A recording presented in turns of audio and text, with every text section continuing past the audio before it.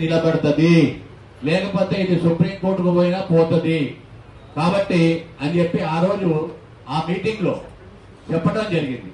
కానీ దాని ప్రకారంగా గత మేనేజ్మెంట్ మనతో అగ్రిమెంట్ చేసుకోవడం జరిగింది.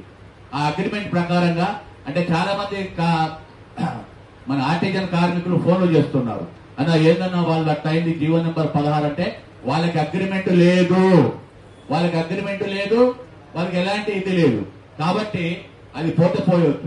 ఇంకోటి ఏం చెప్పిందంటే హైకోర్టు వాళ్ళని మాత్రం తీయొద్దు అని చెప్పింది. అంటే వాళ్ళ పొట్ట మీద కొట్టొద్దు అనేది చెప్పింది. నేను అదే చెప్పాను. అంటే మన ఎవరైతే ఆర్టిజన్ కార్మిక సోదరులు ఉంటారో వాళ్ళు రేపు అడిగే ప్రశ్నలు ఏంటంటే అన్న ఏందన్నా మన కేసు కోర్టులో ఉంది కదా, సుప్రీంకోర్టులో ఉంది కదా, హైకోర్టులో ఉంది కదా, మనకి అలాంటి పరిస్థితి వస్తుందా అనేది కొంతమంది పిరికి మందు పోస్తారు. దానికి మనం ఎట్టి పరిస్థితుల్లో కూడా తావు ఇవ్వడానికి లేదు. అది గమనంలో పెట్టుకోవాలి.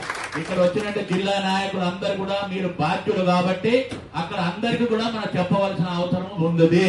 కాబట్టి ఈ విషయం మీకు తెలియజేయడానికి చేస్తాం. ఇప్పుడు మన జాక్ చైర్మన్ గారు ఈశ్వరరావు గారు మరి అమూల్యమైన సందేశాన్ని ఇస్తారు.